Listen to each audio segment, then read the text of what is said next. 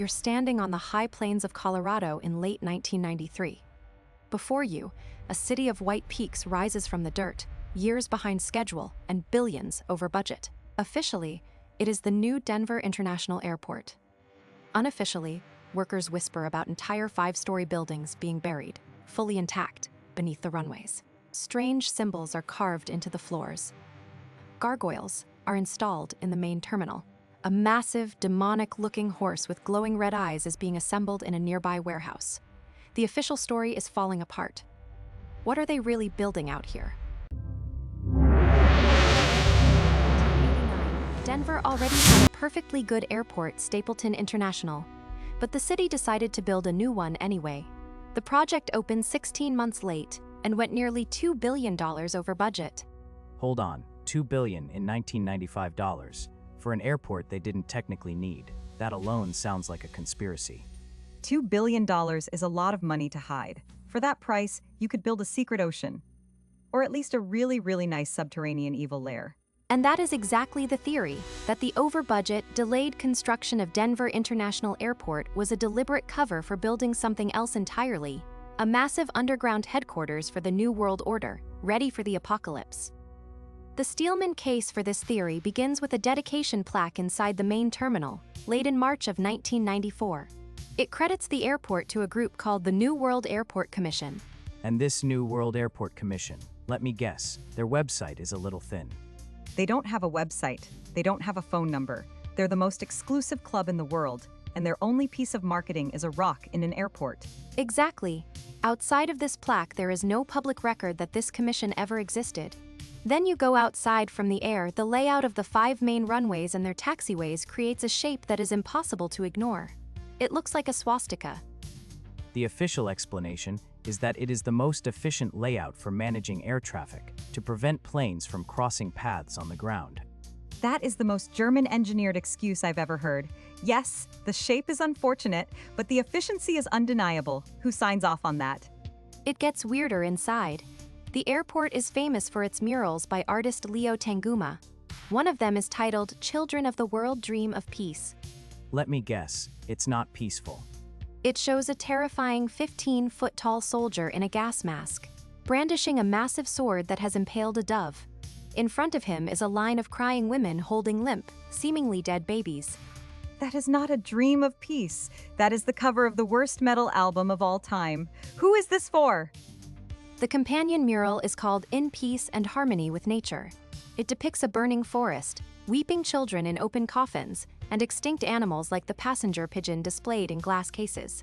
So the two main pieces of art are global warfare and an ecological apocalypse. For theorists, this isn't art, it's a vision board. This is the bleakest layover in history. You miss your connection, and while you're waiting, you get to stare at a mural of your own extinction.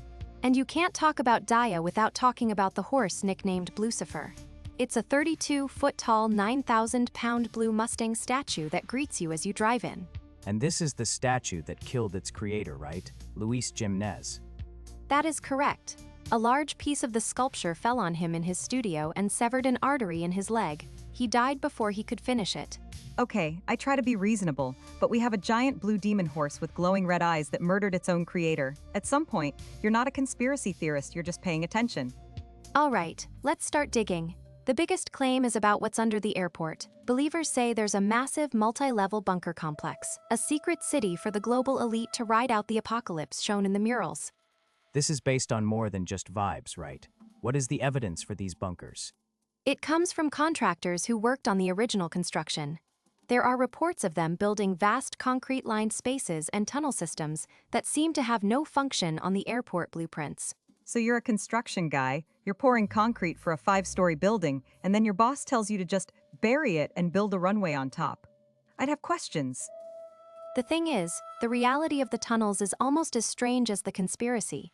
DIA was supposed to have a revolutionary fully automated baggage system connecting the entire airport. Supposed to.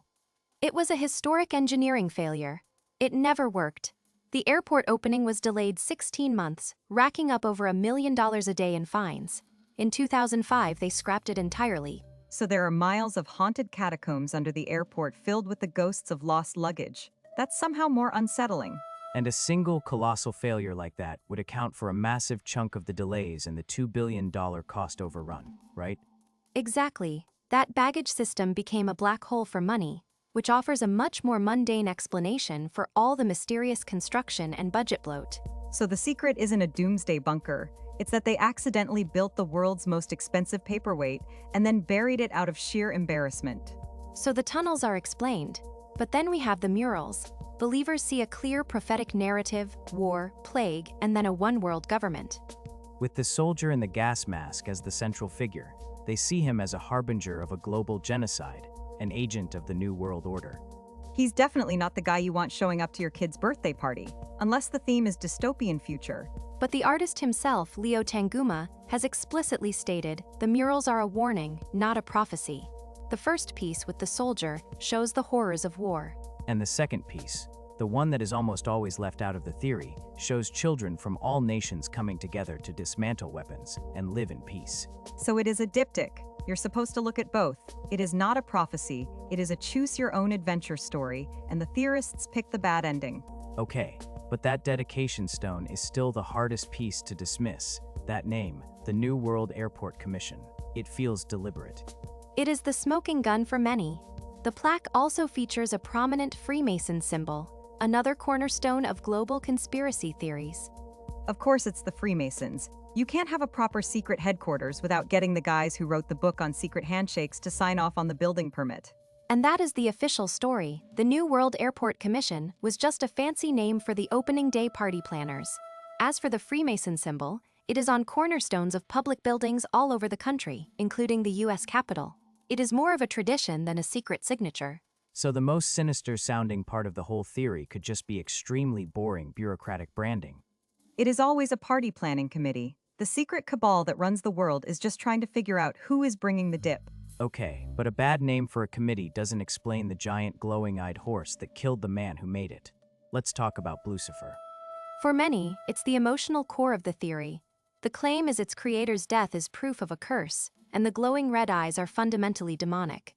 I'm just saying, if your art kills you, it is probably evil. That is just basic workshop safety. The truth is more tragic. The artist, Luis Jimenez, was a renowned sculptor.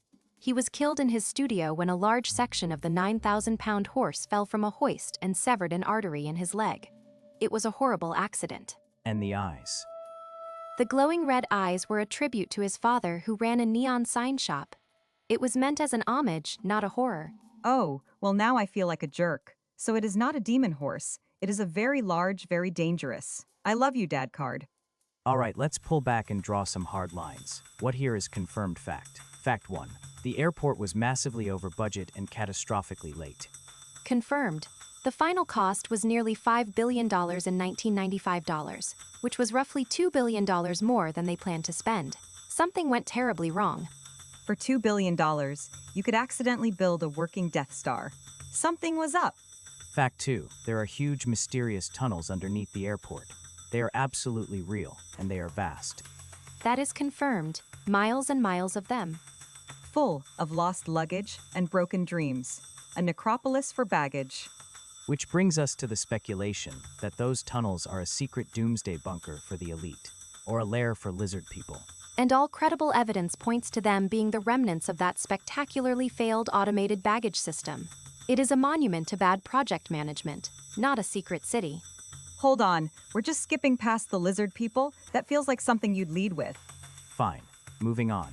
Fact, the airport's murals contain unsettling imagery of death, destruction, and a soldier in a gas mask. Confirmed. It's not an interpretation, it is what the art depicts. It's basically a guarantee that your flight will have turbulence. The art sets the mood. The speculation, however, is that they are a prophetic roadmap for a New World Order genocide. A speculation that requires you to ignore the artist's own explanation, and the entire second mural, which depicts a peaceful, unified world. That's like watching only the first half of Star Wars and concluding the whole story is about a farm boy whose aunt and uncle get barbecued. You gotta wait for the Ewoks. Next, confirmed, there is a dedication stone in the terminal that credits a New World Airport Commission and features a Freemason symbol. The plaque is there, anyone can see it, that is a fact. See, that's just good branding for a secret society. You can't be that secret. And the speculation is that this is the proof, the link to a global cabal. But the official explanation, that the commission was just a ceremonial committee for the opening, while incredibly bland, is the only one with any evidence. There is no global cabal in the blueprints. It is always the boring answer, isn't it? A vast conspiracy to control humanity, or a party planning committee with a terrible name, and it is always the committee. The reason the DIA theories persist is because the kernel of truth is just so large. The project's chaotic build, massive cost overruns, and bizarre delays created genuine, warranted public distrust. People knew something was wrong when official explanations don't cover the facts on the ground. In this case, $2 billion of facts. It creates the perfect fertile ground for speculation to grow. If you mess up a project that badly, you're just asking for people to invent a cooler story than admitting we're bad at budgets. It's a civic duty at that point. And the airport itself creates this feeling of unease. It's an uncanny valley environment. The halls are vast and echoing, the art is unsettling, and it's isolated in the middle of nowhere. Psychologically, it's a non-place. Our brains are wired to find patterns, and when we're in a strange, anonymous environment, we try to fill in the weirdness with a narrative. It feels like you're walking through a level in a video game before the enemies have spawned. You're just waiting for the music to change. In what might be the most brilliant marketing pivot of all time, the airport has completely embraced the mythology.